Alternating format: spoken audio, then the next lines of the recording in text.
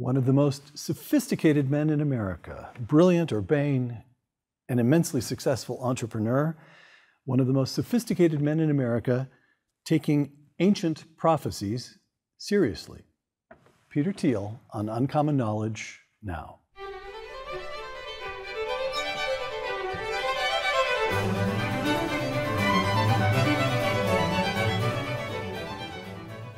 Welcome to Uncommon Knowledge. I'm Peter Robinson. Peter Thiel received his undergraduate and law degrees here at Stanford. He co-founded PayPal, became the first outside investor in Facebook, and co-founded Palantir, and remains an important tech investor. He has also established himself as a remarkable thinker. A self-described contrarian, Peter Thiel has never proven more contrary than in taking seriously the biblical framework for probing the meaning of history and what ancient prophecies might help us to think, to understand about our predicament today. I should note that although viewers will find this second conversation interesting enough on its own, I'm sure of that, the conversation may prove even more striking if they've already watched our first conversation, which you'll be able to find on YouTube. Peter, welcome back. The Antichrist. Cardinal Newman, the great 19th century author and theologian, writes that it is the duty, that's a quote from Newman, the duty of believers, quote, ever to be watching for the end times, quote, and above all, to keep in mind the great and awful sign of which St. Paul speaks to the Thessalonians, the emergence of, quote, the very image of Satan, the fearful and hateful Antichrist, close quote. As I understand your argument, you hold, one, that the prophecy of an Antichrist in one way or another remains valid, or at least useful. Two, that it remains our duty, again, Cardinal Newman's word, duty, to watch for the signs that it might emerge. And three, that that duty is now almost entirely neglected and forgotten. Fair? Yes. Yeah. Okay. Well, tell us. Go ahead. I mean, yeah. There's so many.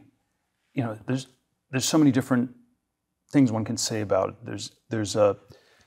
I think it was Ivan Illich who said that before, in the time before Christ, there were many forerunners to Christ. In the time after Christ, there will be many forerunners of the Antichrist. So, in some sense, it's a type.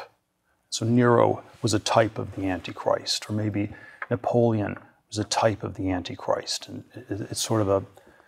You know, it's someone who aspires for world domination, to create, you know, the creation of this sort of one world state. In some ways, Alexander the Great was sort of a pre-Christ prototype of the Antichrist. It's sort of very parallel to Christ. They both die at 33. Alexander conquers the world. Christ saves it. So there's sort of a compare and contrast. And so, but in some sense, the Antichrist as an idea is something that really comes into being in the world after Christ. And so there's and then there's a lot of things about it that are mysterious. In some ways, the Antichrist copies Christ. The Antichrist pretends to be greater than Christ, hyper-Christian, ultra-Christian, and then maybe only ultimately, you know, deeply anti-Christian. Okay. So you and then go ahead. And then you can think of it as a system, you know, where maybe communism is a one-world system. So it can be an ideology or a system. And then of course you can also think of it as Newman did, where it's sort of the final dictator of the one world state, where it's still, you stress it more as a person. You can think of it as a type, a system, a person.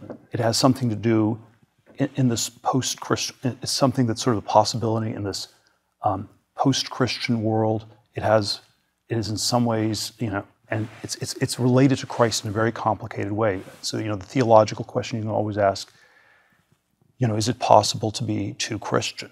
And in theory, no. But, you know, in practice, you know, if you think you're more Christian than Christ, you're in trouble. From a prophecy 2,000 years old to our own times, you draw attention to two portrayals, fictional portrayals of an Antichrist from about a century ago. Solovyov, Vladimir Solovyov, a Russian mystic, in 1900 wrote a book or a novella, A Short Tale of the Antichrist, and then a 1905 novel by a Roman Catholic English priest called Robert Hugh Benson, and the novel is Lord of the World. In both of these fictional accounts, the Antichrist emerges as a charismatic figure, a kind of Superman. Solovyov, quote, "There was a remarkable person, many called him a Superman. He believed in God, but in the depths of his soul, he preferred himself." In Benson, the Antichrist is portrayed again as a charismatic figure. He becomes president of Europe. Then, in some mysterious way, he's elected president of the world. But in both of those fictional accounts of a century ago, there's a plot hole. We're not given the mechanism by which this strange charismatic figure achieves dominance. And your argument is, again, if I understand it correctly, that now, today, a century after Solovyov and Robert Hugh Benson, we can understand a mechanism. We could imagine a mechanism by which such a figure might emerge. Yeah, by the way, those are both fantastic books. I have a preference for the Solovyov one, but Benson and Solovyov are both terrific books. There are all these extraordinary ways that they still resonate 100 years later. So, Solovyov envisions the United States of Europe, so sort of a European Union, the sort of super state. In Benson, the Antichrist is a Jewish socialist senator from Vermont. And so I was a little bit nervous about Bernie Sanders. But so there are a little too much on the nose. There sort of are elements of them where. By the way, you're not quite the only person. I noticed in reading up on this, Benedict XVI several times mentioned approvingly the Robert Hugh Benson book, and Pope Francis over and over again has referred to it. So, two popes and Peter Thiel. So there's sort of all sorts of parts of it where they have this feeling being near great literature, but the plot hole is sort of like how does a sort of world takeover actually happen? And it's kind of not a deus ex machina, but like a daemonium ex machina. It's like the Antichrist just gives these hypnotic speeches where nobody can remember a word, and then sort of just swindles people's souls out of them, and they submit to this totalitarian state or something like this. And I think if we were to speculate on how to solve that plot hole, we have an answer in the world after 1945. That people are in 1900, early 20th century, people were not yet scared of apocalyptic weapons. They could not imagine, anything of the scale that we'd have by the second half of the 20th century. And so the Antichrist takes over by talking about Armageddon. Let's show this a brief video, which we will edit into the show, of course. One world or none. Exactly.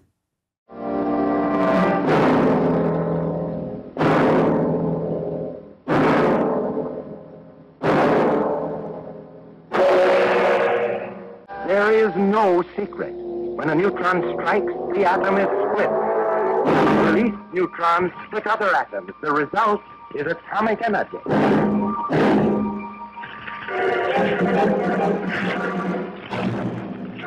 Shall the people of the world use this energy for the destruction or the betterment of mankind? So that's a 1946 video. Everything about it, the images, the tension in the narrator's voice, the background music, is to be scary. The choice is this or one world. That dates from 1946, as I said, but here's a quotation from just a few years ago. It's from a paper titled The Vulnerable World Hypothesis by the very hip techno-philosopher Nick Bostrom. Quote, "What is needed to solve problems that involve challenges of international coordination, challenges such as nukes, pandemic dangers, techno threats, what is needed is effective global governance." Franklin Roosevelt designed the United Nations to serve in some way as a kind of world parliament after the end of the Second World War. The United Nations didn't work, but maybe FDR was just ahead of his time. Yeah, well, it is the same. This is the plot hole in Solovyov and Benson, and it's an interesting question. What is the difference between that? We have this very secular language, one world or none, and then there's the sort of overly religious question, Antichrist or Armageddon, and aren't they? And my thesis, they are somehow the same. And if I had to say what the difference between those two ways of asking the questions are, is Antichrist or Armageddon, it sounds like they're both bad options. And that way of asking the question, it pushes us to find a third way and not to just steer from one into the other. One world or none, those sound like they're exclusive, but they're also exhaustive possibilities. And since we don't want to have no world, we want the one world. Harvard Law School, Adrian Vermeule wants big government. He has already argued for continent-wide government, and which would represent a step toward global governance. And his view is that if the government is based on some understanding of Christian ethics, and you make sure that it reflects subsidiarity, the principle that problems should be solved by the smallest unit possible, then big government international coordinate. This is a good thing, not a bad thing. And you just don't buy that. I do not buy it. I think I don't know. I'm much more in the Lord Acton camp that power corrupts, absolute power corrupts absolutely, and it would be a power with no check. There would be no outside left. It would be in a sense, it would be the biggest crowd. It would be the biggest bubble.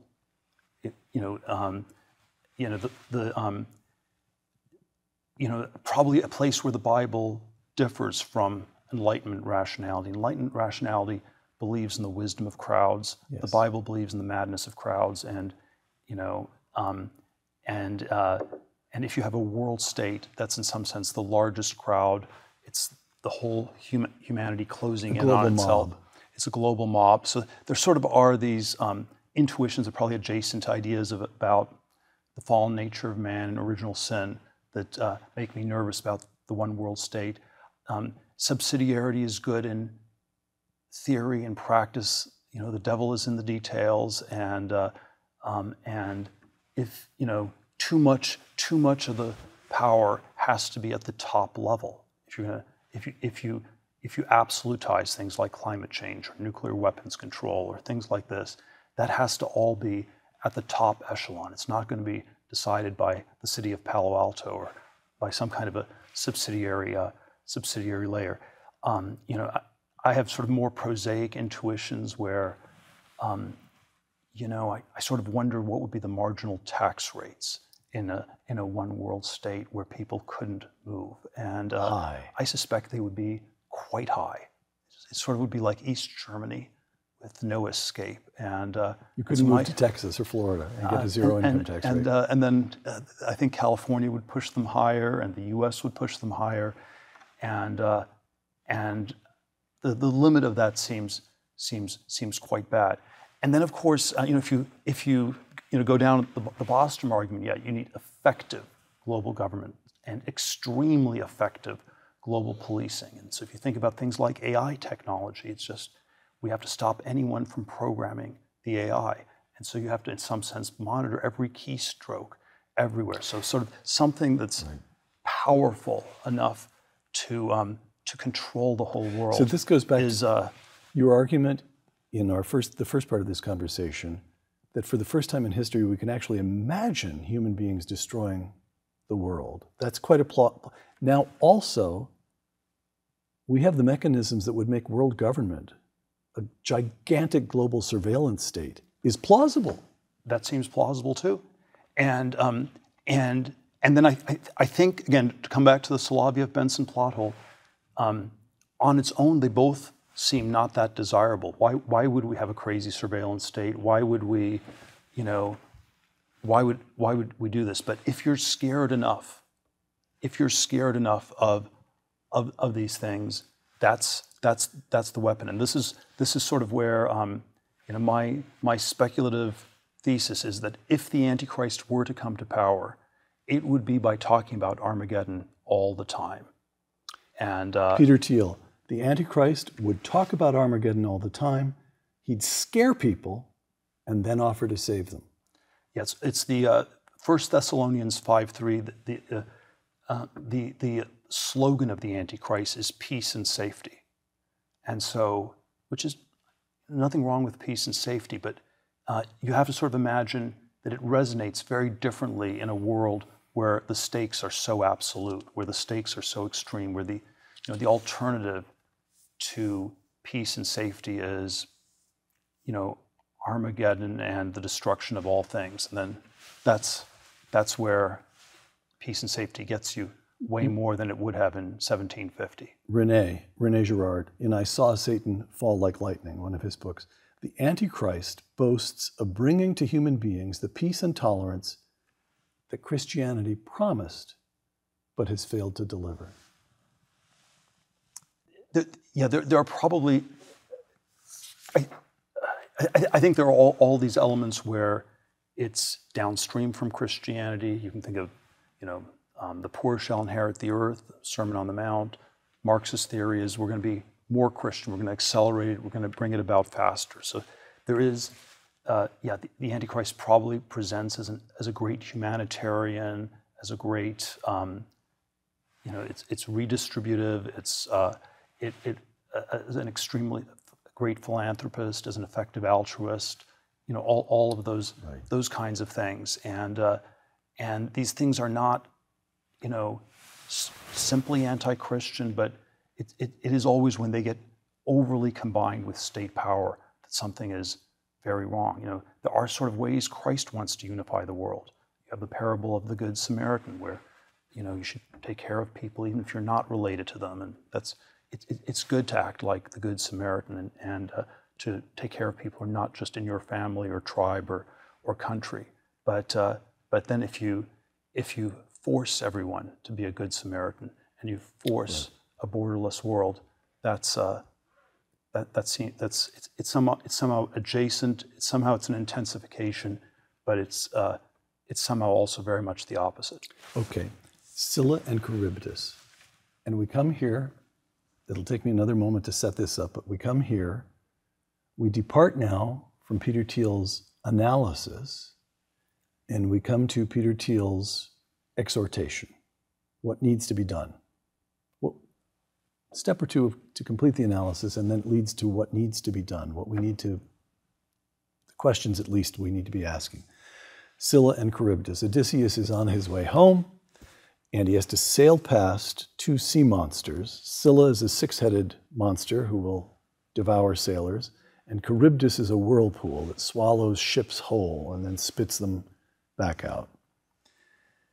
And of course, they stand for sort of the horns of a dilemma. That's the way Scylla and Charybdis get used, the phrase. Peter Thiel, everyone is worried about the Scylla of Armageddon, nukes, pandemics, AI.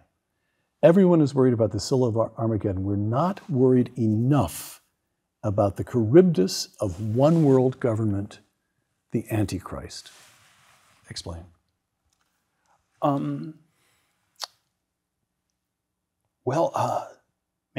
This just seems obviously correct. It's like if you think about the language that we've been using in this program, it's Armageddon is not that taboo. You can just talk about that by referencing the newspapers. Right. We are sleepwalking into Armageddon, maybe not in the Ukraine or the Middle East, but maybe with Taiwan and China. So there are all these. Everybody feels the dread. We can use Armageddon, and maybe it's literal and maybe it's metaphorical, but that's totally acceptable. So that tells you that's not the thing that's taboo. Antichrist is like, wow, what planet are you from? Right. And so that tells me that the existential risks are very selective of the sort that we've given, and the fears about a one world state are downplayed because they are the solution to the other ones. That is the self-governing, politically atheist, humans governing themselves solution to Armageddon is, it's what Bostrom says. It's it's effective world government with extremely effective policing to stop, dangerous technologies from being developed and to force people to, not have too diverse a set of views, because the diversity of views is what's going to push some scientists to develop technologies they shouldn't be developing. And so we are just so grooved to the Antichrist solution. We don't worry about it because it is actually it presents itself as the solution to all these others.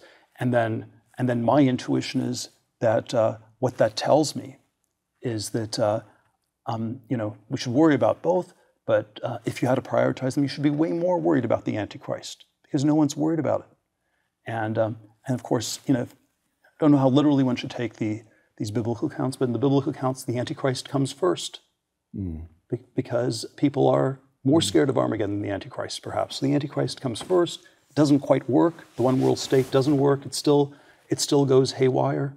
Maybe you have a fantastic communist government, but somehow the AI still goes mad, and you still get to Armageddon. But that's what comes first. All right. As I understand it, you see three possibilities here. Now we begin to move toward what is to be done.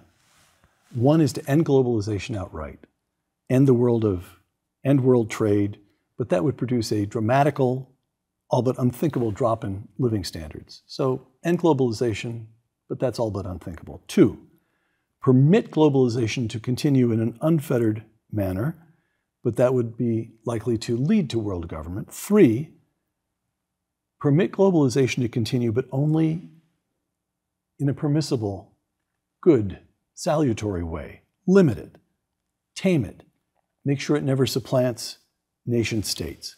Quote, Peter Thiel, our only chance of achieving good globalization is to be critical of globalization, to recognize the narrowness of the path. Peter? Well, the way I would frame that is, it's certainly hard to see how things can work if we completely deglobalize. If you go back to this world that's completely separated and with no trade, no flow of ideas between different parts of the world. And so eliminate the internet and container shipping, and you've got it. I don't think that's easier said than done. Yes. It's easier said than done. And but then it's precisely because we can't simply turn the clock back on all globalization that we end up having what I would call this Stockholm syndrome. And is globalization more good than bad? Is it just sort of a corrupt racket where, I don't know, North Korea exports plutonium and, counterfeit $100 bills and imports, Swedish prostitutes and whiskey or whatever they import. And so if you have this view that no globalization can't be an option, you will have too Panglossian view of globalization. And this is my critique of the Fukuyama, Clinton, Bush, WTO, the New World Order, free trade. It'll all take care of itself. It was always abstracted. Everything takes care of itself. It will all work out for the best. And at a minimum, you need to just always think there are so many bad forms of globalization. Our only chance of getting to a good one is to realize how tough it is.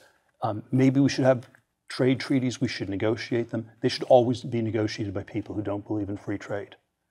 If you have someone who believes in free trade, we don't need to pay attention to the details. It always will work out for the best.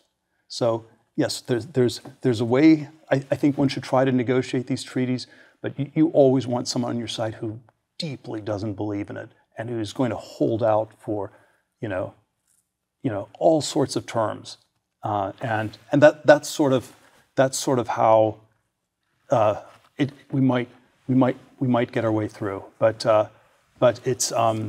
yeah, I think we had, and then all these versions of this. I think there's the strange chimerica, the sort of mythical fusion of China and America that was maybe 28 years from Bush 41 to Obama, from something like 88 to 2016. And yeah, we don't want to go to a nuclear war with China. We probably don't want to go to a major war, but it's a very complicated way to manage this relationship, and simply the Panglossian intuitions that everything will automatically work out probably don't quite make it. There's always a book I like to reference from 1910 1910, The Great Illusion by Norman Angell. This is a pre-World War I book, and it's 1910. All right. and it is the world is connected through trade and finance.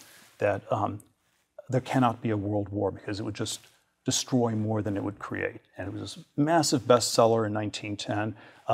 Angell actually gets a Nobel Peace Prize for the book in 1933, even though it was sort of spectacularly wrong. But one of the lines in it was, Britain going to war with Germany makes as much sense as London invading Hertfordshire, the adjacent county to London. And it was just the stock market would go down more. You couldn't do this, and everyone would lose. And yet that happened. And so the sort of glib globalization, I think, is not going to work. And we need to just ask a relentless number of hard questions about it. Got it. So, but then, yeah, it's always in the details. I think we have to find some way to talk about these technologies where the technologies are dangerous, but it's probably, in some sense, it's even more dangerous not to do them. It's even more dangerous to have a society where there's zero growth. If we go full on with the Club of Rome, limits to growth, we have this fully Luddite program. That, again, my intuitions is that will end very badly politically. It's going to be a zero-sum, nasty Malthusian society, and it will push towards something that's much more autocratic, much more totalitarian, because the pie won't grow. People will be much nastier. So what you're asking for, well, okay, so let me ask what you're asking for a little bit here. You said at the Cambridge Union earlier this year that you were going to stay out of politics this time. So I won't ask you about politics exactly, but you are arguing that we should be supporting candidates who put America first. Is that roughly where we're going here? Skeptics of free trade, this all tends toward one side of the political argument. Or are you simply, or are you, is this an exhortation? Are you aiming this at universities and simply calling for renewed, far more practical debate, far more alive to the dangers that we now face, that have never been faced by humanity before?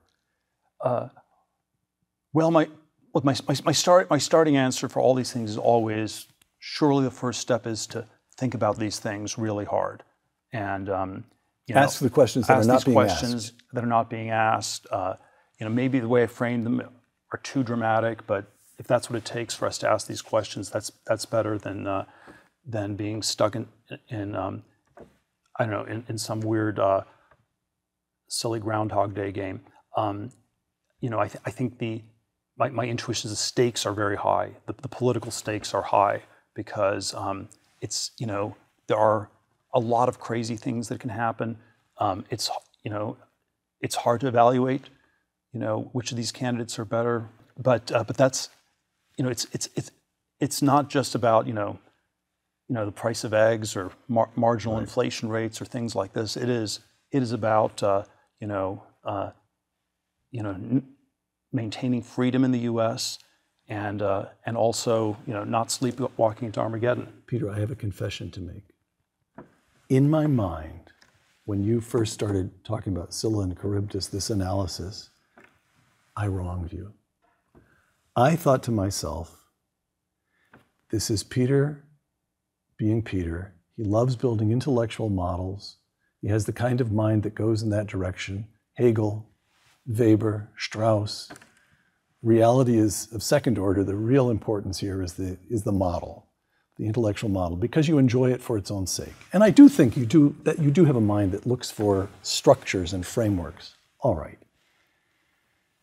But here, then I come across this passage from our old friend René. This is René Girard in 2009. The more probable the apocalypse becomes, the less we talk about it. Therefore, we have to awaken our sleeping consciences. And I thought, this is not a game for Peter.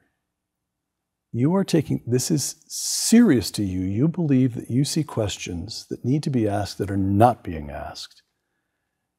And you are trying to awaken our sleeping consciences.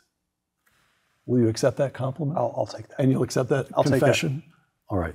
So Peter Thiel, I'm quoting you now. What I hope to retrieve is a sense of the stakes, of the urgency of the question. The stakes are really, really high. It seems very dangerous that we're at a place where so few people are concerned about the Antichrist. Close quote. Yeah, it's all the reasons we've gone through. Okay, what kind of response have you been getting? By the way, you haven't written a book. I understand you're thinking about a book on this, but you haven't written it yet. You're still going through various iterations, talking to small groups of people. I heard you give a series of talks on this. What has the response been? It's certainly, it takes a while for people to get into the frame, and then people are extremely engaged, and it's not like the anxiety doesn't exist. It's not like people think everything is quite as normal as it should be. And then I think the point of it is not to be, in some sense, defeatist. This is just inscribed in the future. The point of it is to start thinking about what can be done.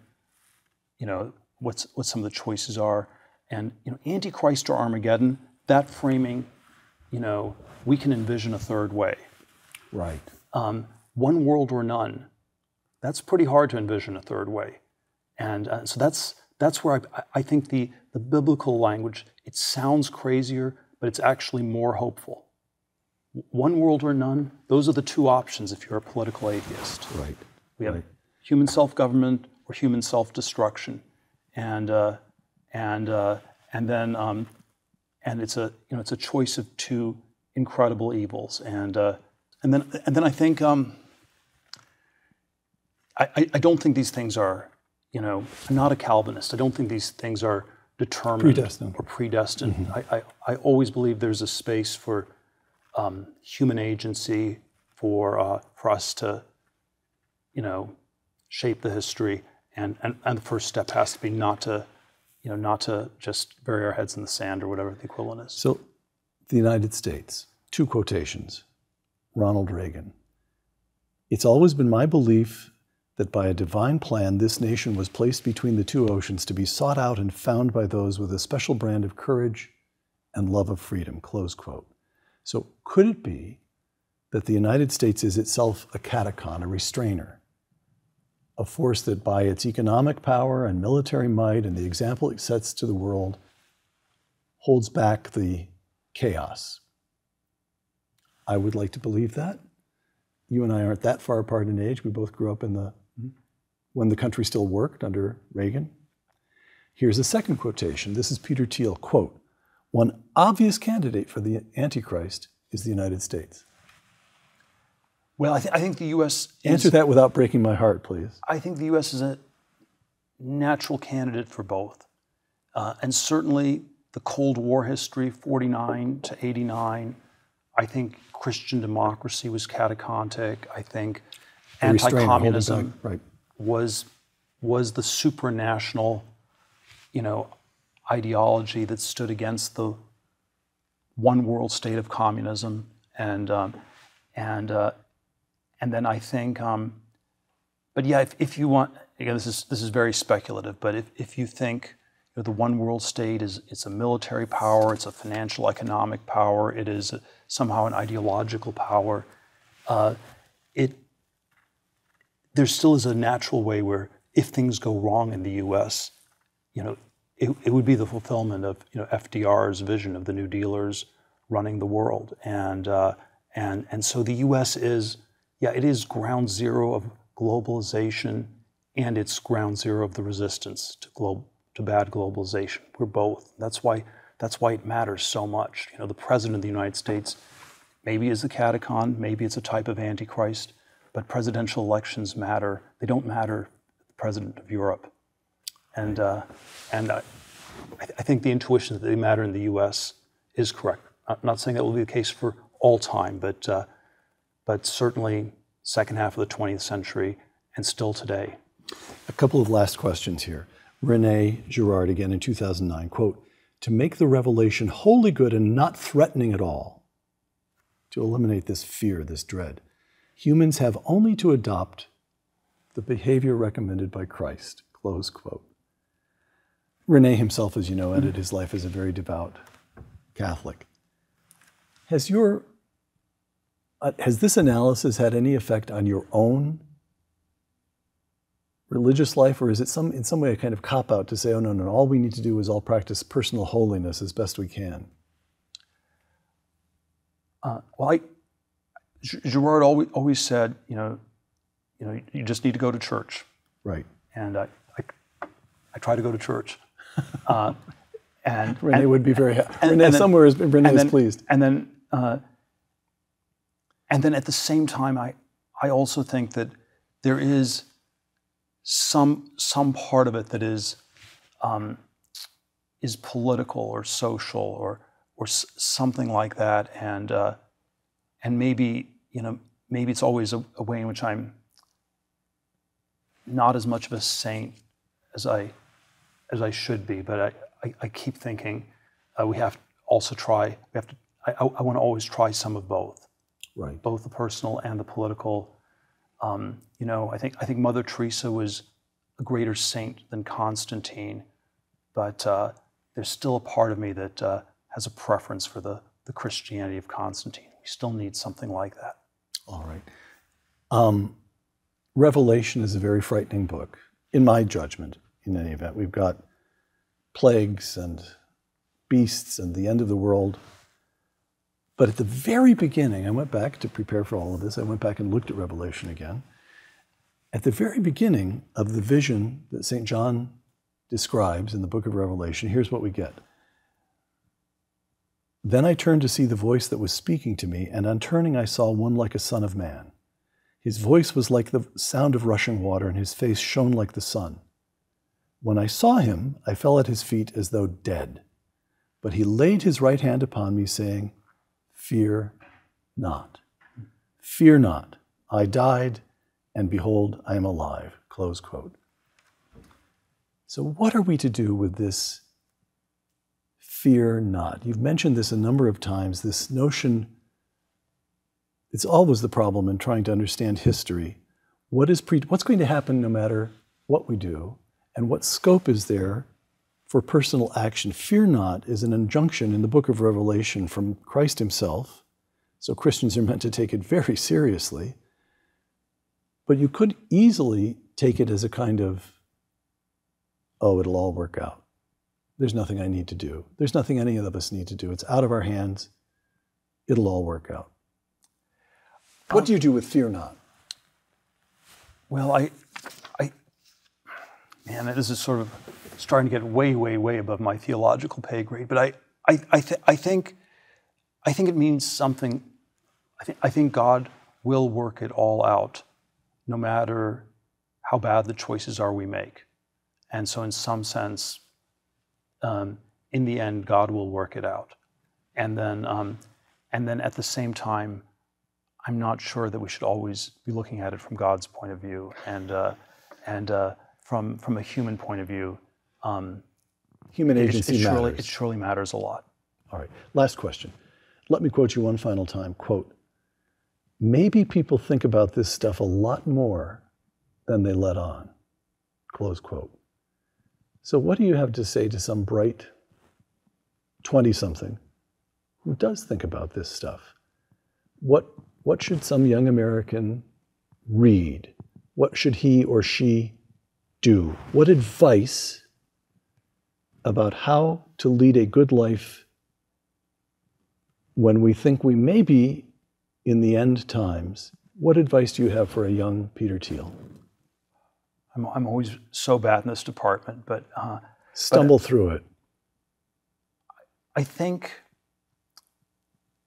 if it's too high a lift to go to church or something like that, I would say that it's important to try to find a way to integrate your life, we're just fragmented in all these different ways, and to integrate the knowledge, to connect, what we think is going on in your life with history, with our society. We need to somehow not have this postmodern MTV-like incoherence, and there's some way that asking these questions is a way to try to, we need somewhat more integration. We need to somehow pull things back together. It's what the universities were supposed to do. Don't think they will do it, but you have to figure. After years of deconstruction, you're calling for an act of reconstruction. Yeah, it may not happen in the progressive cult that is the university, but still, there's it is really a time for reconstruction. Peter Thiel, thank you. For Uncommon Knowledge, the Hoover Institution, and Fox Nation, I'm Peter Robinson.